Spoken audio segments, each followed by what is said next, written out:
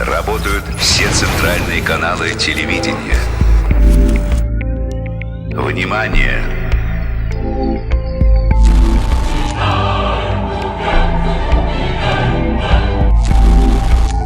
Говорит и показывает Москва.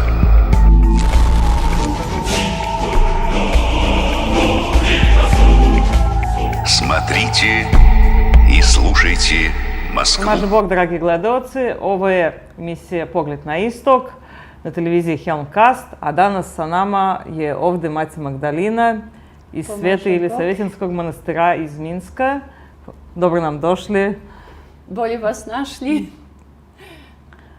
Maća Magdalina sada je u Beogradu sajam knjiga, vi ste uvijek tu, ko ne zna.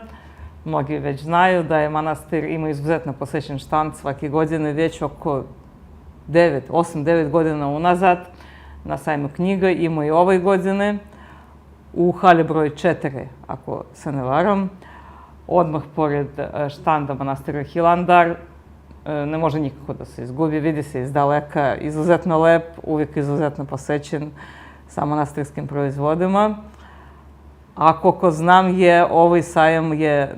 za ovaj sajam manastir pripremio nešto posebno, pa ako možete da nam kažete malo o tome.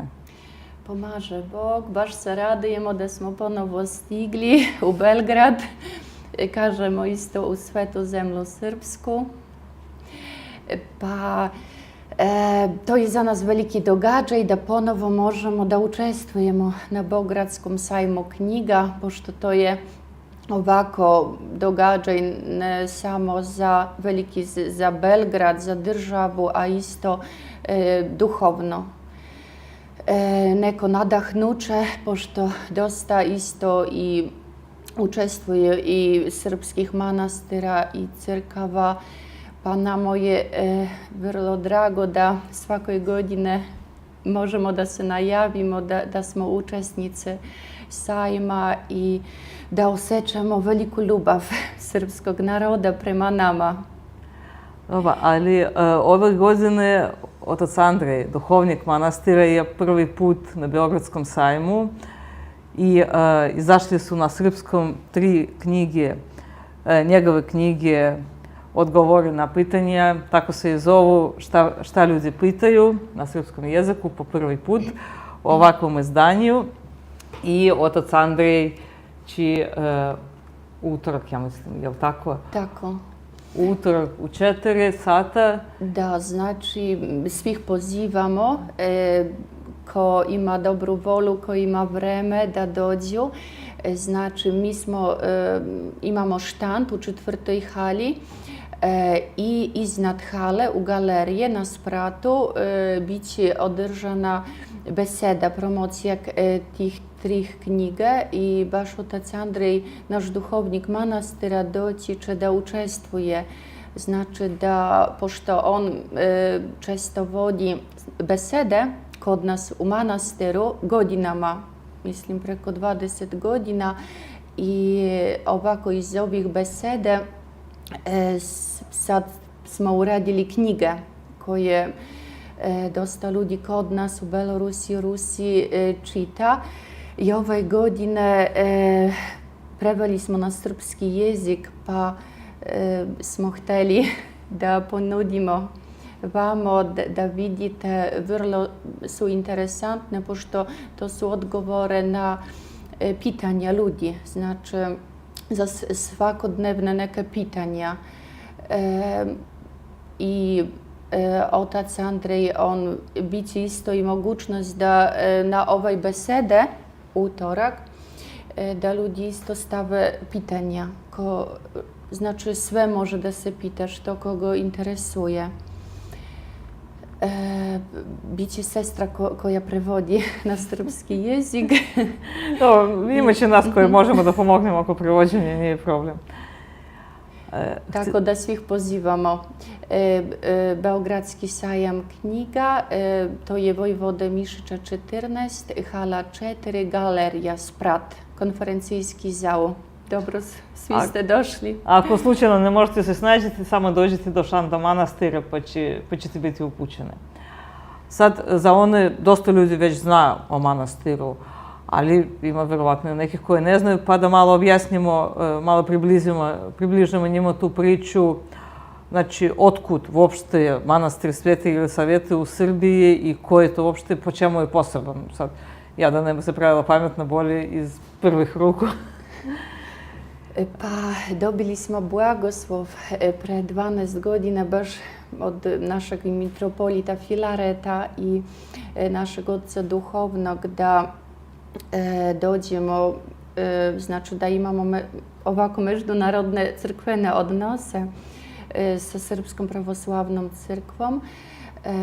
I ja lično imam tako poslušanje u manastiru, znači ceo moj život, može da se kaže, je posvećen se otvore na putu između Minska i Beograda. Da, srpskom narodu. Pa donosimo uvek naše rukodelje koje pravimo kod nas u manastiru. Imamo dosta radionice, znači svašta se pravi što je potrebno za crkvu, za sveštenstvo, monaštvo, a takođe i ovako za ljudi, znači knjige, diskove, dosta lekovitih proizvoda, znači odežde. Da, evo na primjer ovo što je, ja sam većim delom obučena u manastirski proizvodu i to ne zato što sam htjela da napravim reklamu, nego prosto izuzetno lepo sašiveno, izuzetno lepo izgleda i za isto dobrim delom se oblačimo u manastiru. Jer imaju kolekciju, žensku kolekciju koja se zove Ela. Ela je bila svetovno ime prepodobne Jelisavete i stvari su za isto lepo, zgodne, lepo sašivene i izuzetno izgledaju. Hvala. A bit će ih sada, ove godine uspjeli smo nagovorimo sestre da donesu nešto od tih stvari, moći će da se kupi i na štandu. Da, dosta stvara, znači ikone, svašta i osim toga bude isto javno predavanje kaligrafije, a takođe kako se slika ikone, isto sestra će da pokazuje, tako da bude to interesantno. Osim toga da može i nešto da se kupi za blagoslov. Mati, znači manastir ima 12 godina. Koliko sestara ima u manastiru? Ima 125 sestara trenutno. Manastir se počeo ovako da se gradi u 99. godine.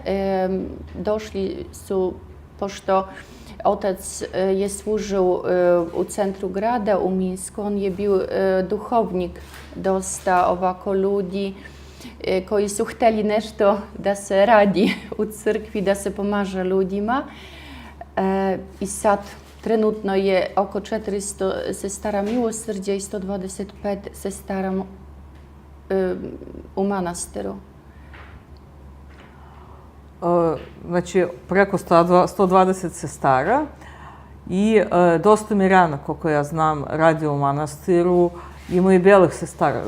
Ko su bele sestre, zapravo, da ja ne objašnjavam slušalcama, vi ćete to bolje od mene, jer ima monahinje, ima iskušenice i ima bele sestre. Tako, znači, to je se započela još sveta kneginja Jelisaveta. Verovatno se čuo za nju. Ona, to je bila rođena sestra carice Aleksandre, žene cara Nikolaja. I ona je započela ovako sestrinstvo u Moskve, manastir Marte i Marije, i sestre su se bavili pomoćju bolesnim, znači ko dece, ljudima. I mi smo pročitali ovako o njih životu, o delatnosti i oduševili smo se. Pa dobili smo blagoslov, pošto isto je bila, naša sestra su radili u psihijatrijskoj bolnici i vidjeli su da je potrebna pomoć ljudima, duhovna, ne samo medicinska. I počeli su sestre, ovako obične koje žive u gradu, imaju porodice, da dolažu, da pomognu, znači da se pripremi ljudi za kreštenje, pričešće, ispovest. I posle imali smo ovako, znači da se da dobili smo blagoslov da nosimo belu odjeću. Znači sad sestre kad dolažu u bolnicu, one obuku belu odjeću. Pa, to je vrlo posebno. Nisam čula da postoje još negdje, ali ima, u stvari sav manastir je poseban, toliko je poseban da bi moglo satima da pričamo o tome, ali bolje vi, ima tu i drugih stvari. Ima i škola, ima i kulturni centar, imaju i metohije, podvorište se kaže na ruskom. Osim pomoći bolesnima, manastir se bavi i drugim vidima dobrotvorne delatnosti. I ti metohije su isto tako nešto zaista posebno. Ja, prije nego što pružim Mati Magdalini da pričam o tome, da kažem da sam bila i to mesto, po čemu je posebno pričat će Mati Magdalina, ja ću da kažem, ona prosto izgleda kao raj na zemlji. Dakle, to je crkva okolo polja nekog lekovitog bilja, nekog cveća, tu ima neka mala krda, stoki i to izgleda kao ona pastoralna idila iz nekih bajki. Sad, u suštini tu je uložen veliki rad, jasno i trud i to sve ima veliku duhovnu snagu, a zašto? Evo, bolje da pustim Mati Magdalinu da ispriča. Znači, manastir uopšte, to je jedini manastir u gradu Minsku, a veliki je grad i naš otac Andrej kaže da to je uvek kad se počne da se gradi manastir, to je blagoslov Božji. Znači, to ne može sam čovjek da planira nešto. I verovatno ovako molitva tih ljudi koji su bili smešteni i sad su smešteni u bolnice i uz ih molitvu, znači izgradio se manastir, postoji svakodnevna služba, vrši se isto rad, znači socijalni. Za oca Andreja je važno, najglavnije da se pomaže ljudima. Znači život sam, on nekako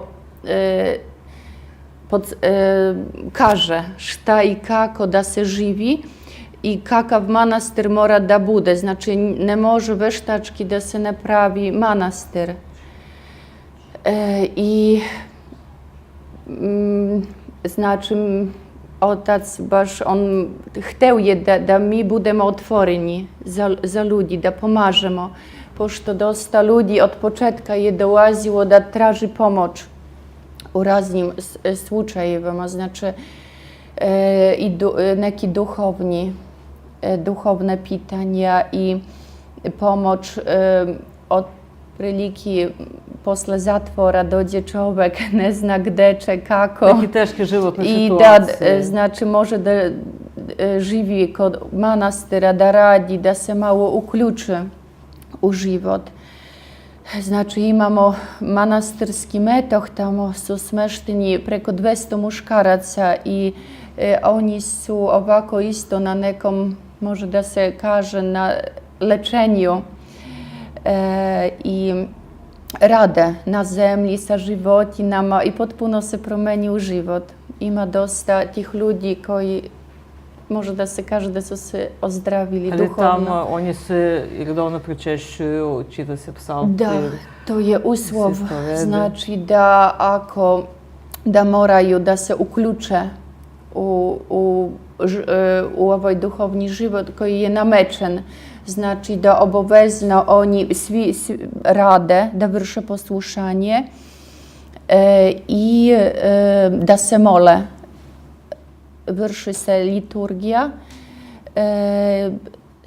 i svaki dan ovako imaju molitve uvečer, ujutro.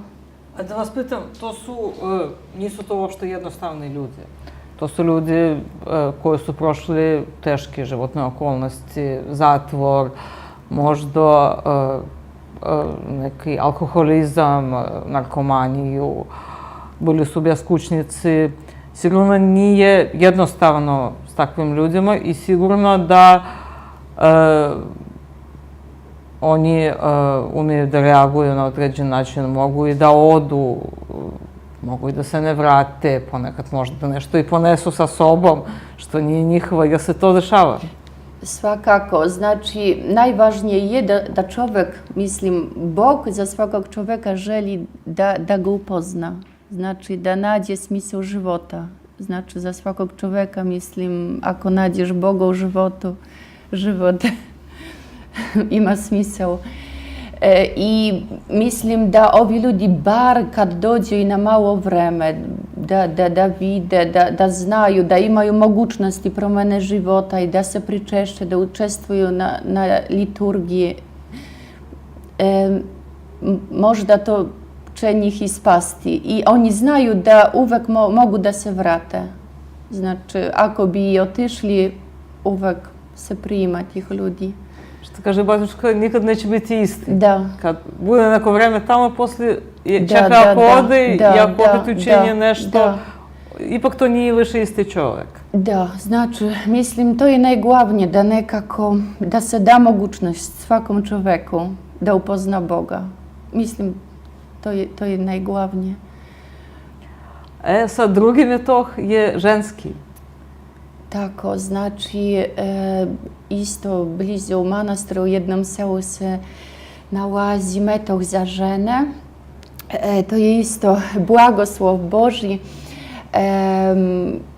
Ima oko 40 žena. Isto sudbina je bila teška.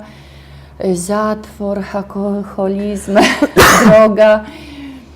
No, ima i žene koje ovako ostare se, nemaju gde, isto se njih prima. Ima isto i žene sa detetom, znači sad mogu isto tamo da živi.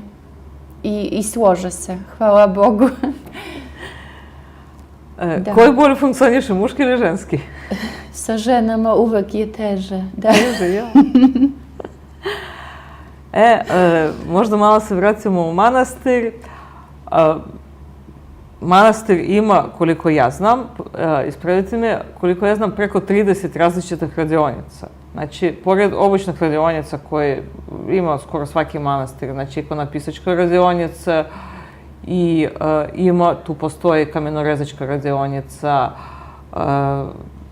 manastir se bavi izdavaštvom, znači ove knjige su štampane u Srbiji, ali manastir ima svoju izdavačku delatnost, snimaju se filmove. Koliko ja znam, izuzetno popularne serije 3 priče, izašlo je do sada njih 4 ili 5. 4. To su igrane filmove na pravoslavne teme, ali zaista su igrane, u kojima učestvuju profesionalni glumci i talentovani ljudi od onih koji dolaze u manastir i koji su snimljene kao igrane filmove, vrlo su oštroumne, vrlo su duhovite. Uopšte, šta još ima u manastiru pored toga? Keramička radionica? Ikonopisačka, mozaik se pravi, freske. Šivene, znači odežde za mirjane, a također za sveštenike, monaštvo. Igračke se pravi se lekovite stvari, znači prirodne.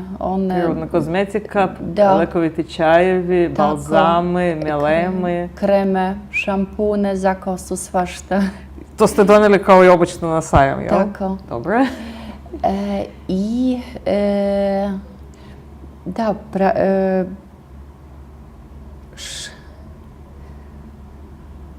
Manastirski metohi imaju svoju produkciju koja također može da se kupi u manastiru, a koje ide i u manastirske kuhinje. Šta možemo još da se presjetimo? Ovako od jednom čovjek ne može ni da se sjeti studio koji pravi audio zapise. Manastir sam zida svoje objekte, jel? Znači, sada već tu ima i škola i zida se i kulturni centar. Završena je nova gostoprimnica, velika odmah pored manastira. Ja sam lično bila i mogu da potvrdim da gostoprimnica izgleda kao najbolji hotel koji možda se zamisli. sa svim onim stvarima koje voli da dobije jedan putnik i bez onih stvari koje njemu ne trebaju, plus što je putnik ima mogućnost svakog dana da ustane ujutro i uz 10 koraka da stigne na ranu ili kasnu liturgiju. Šta još? Znači, planira se da se gradi velika zgrada za razne događaje, znači za konferencije, za besede, predavanja, koncerte. Ovako isto, to je oca nadahnuće da nekako uložimo u ovaj duhovni, znate, život, da se privuče i mladovina i ljudi, da nekako što više ljudi da sazna o Bogu, o duhovnom životu. Znači sad se gradi ta kuća isto.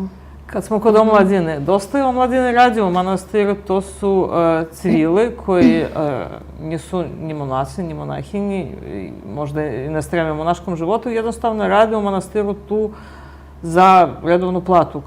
Kako to se dešava i kako se uklapa to sa manastirskim životom? Mislim da svakako mi smo zajedno, znači ne možemo da živimo posobno i pošto mi pomažemo jedni drugima, znači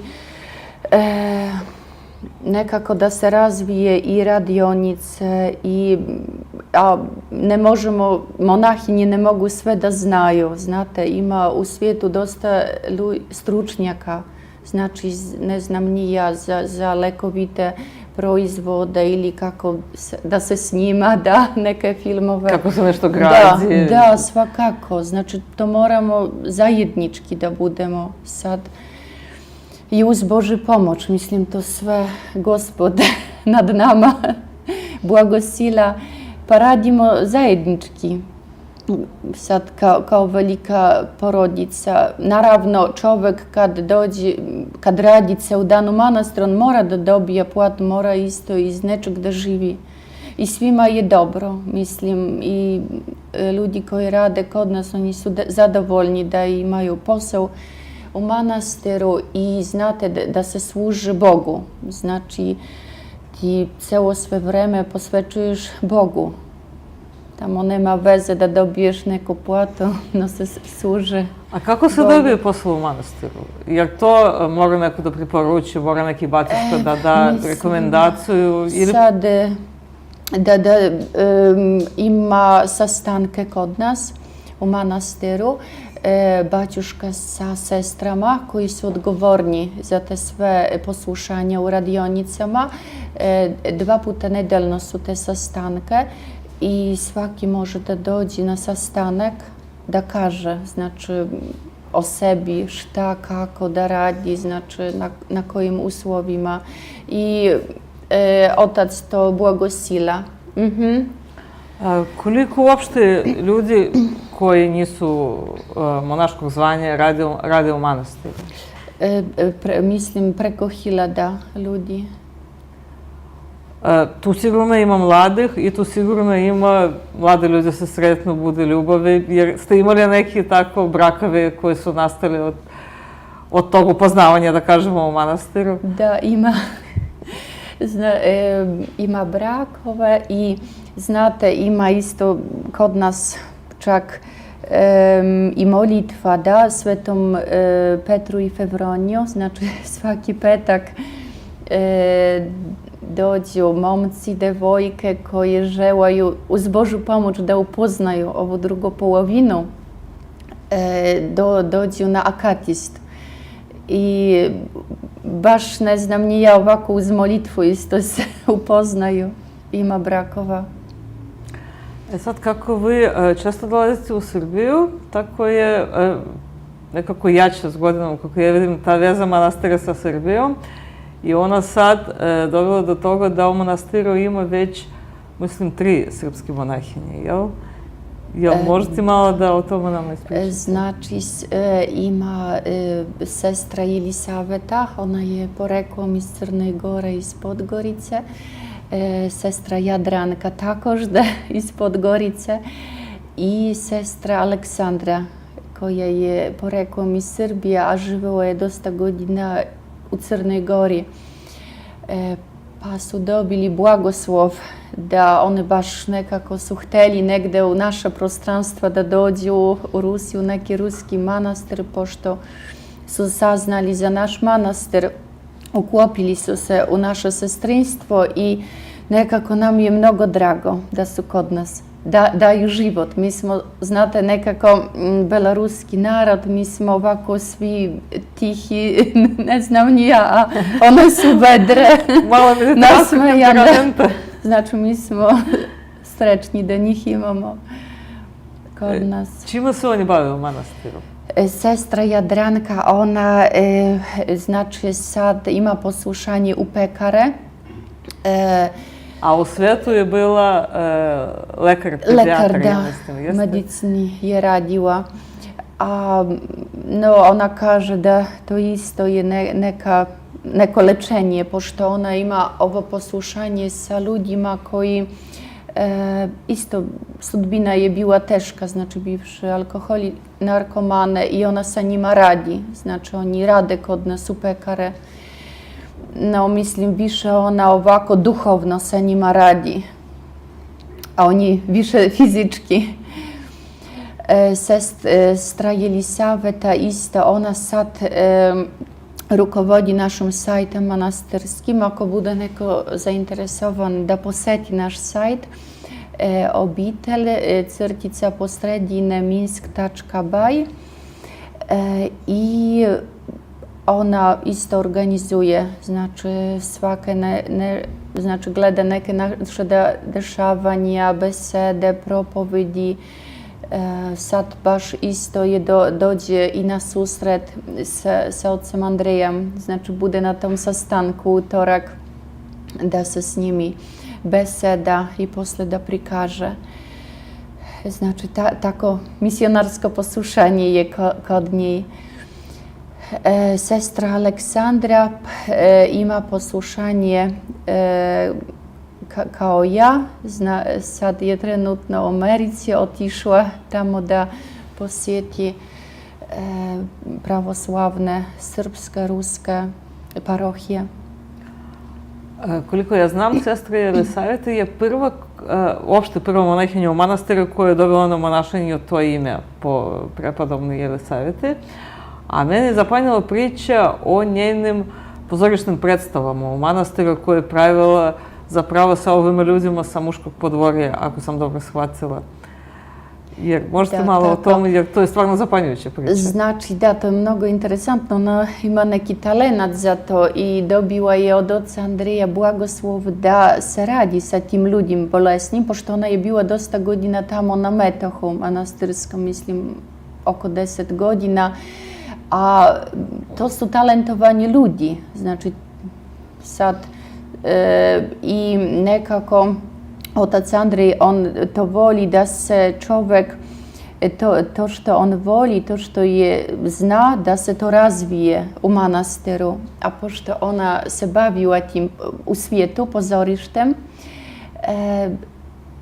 dobila je blagoslov da radi i to u manastiru sa ovim bratjama, znači to je lepo ispalo, znači kad gledaš bratju, oni su srećni.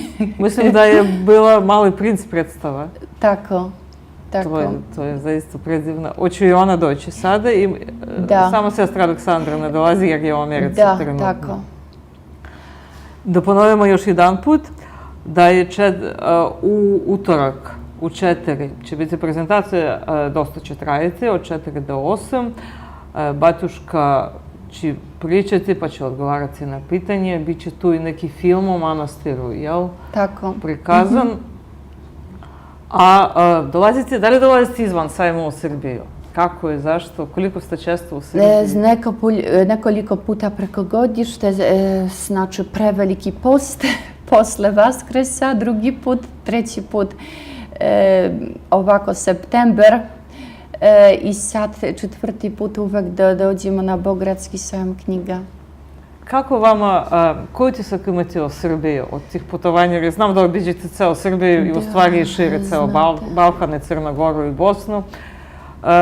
Kakav je vaš utisak sa ovih naših prostora? Ja mislim, meni to je velika miłość Božja, da ja uopšte, ja sam se nekad, znate, da ja sam tu, da moj život je posvećen srpskom narodu, pošto čak nekad, znači, imala sam veliku želju, bar jednom, da dođem, da vidim Srbiju. Pošto kod nas, znate, kao i kod vas se voli mnogo Rusi, mi isto imamo tu ljubav.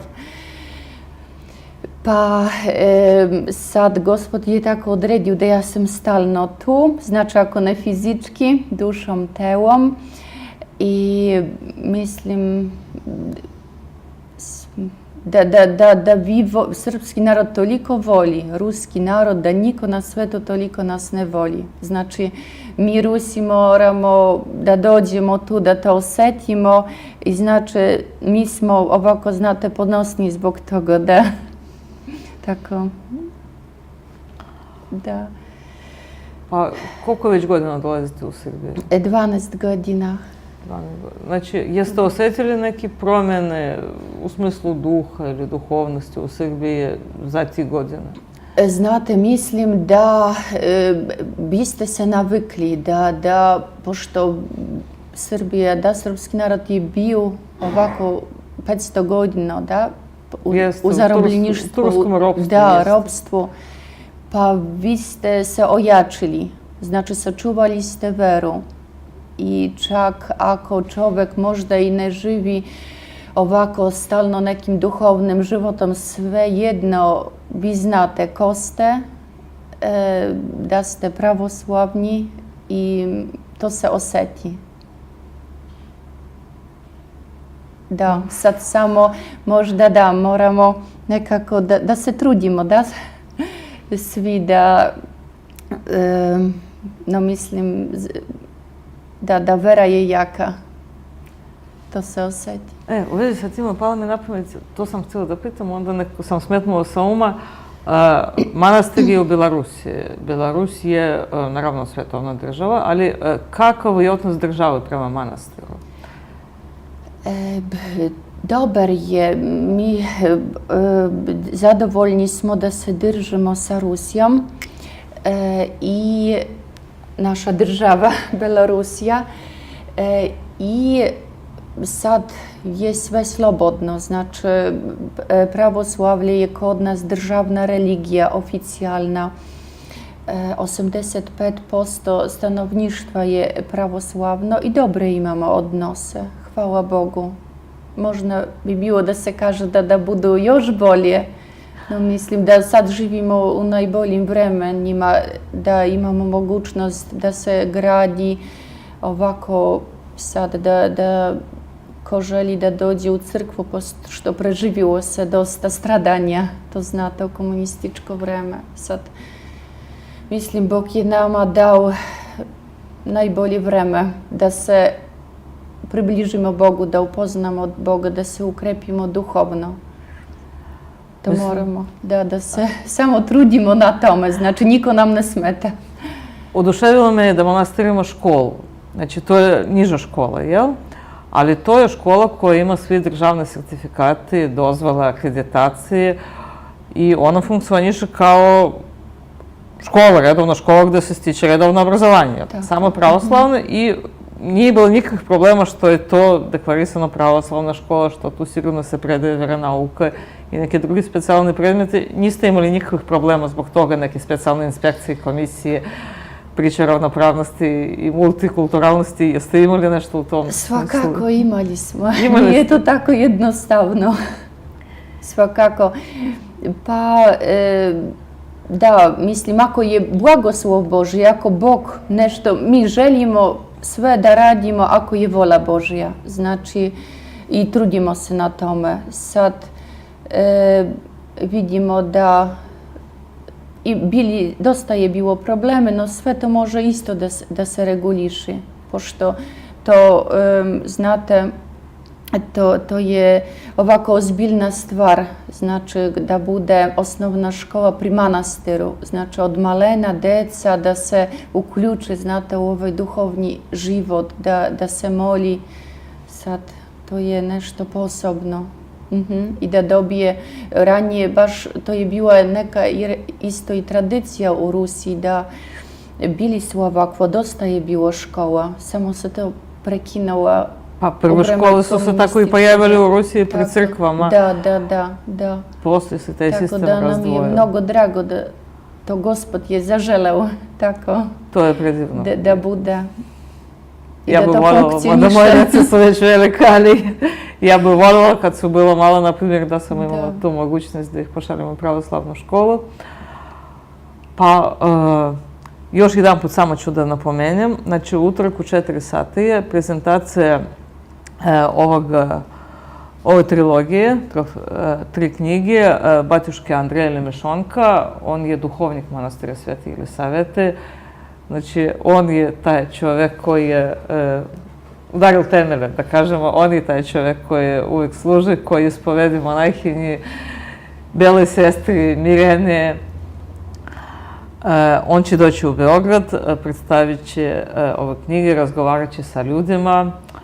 To će biti na sajmu knjiga u utorak u 4 sata, hala broj 4, galerije. Ako slučajno imate problema da nađete štand manastira Svete Jelisavete, se vidi izdaleko jer je obično velika gužva, izuzetno posećen.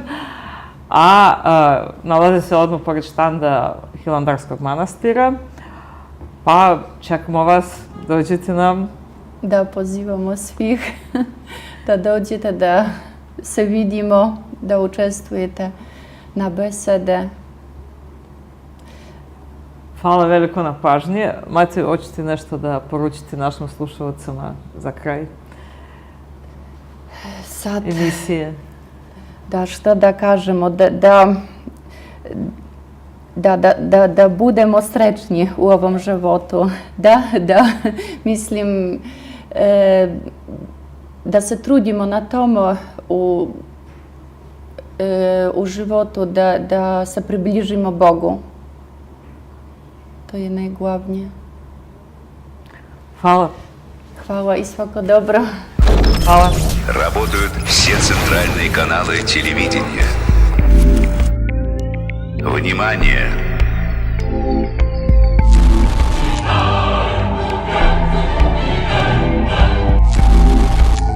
Говорит и показывает Москва.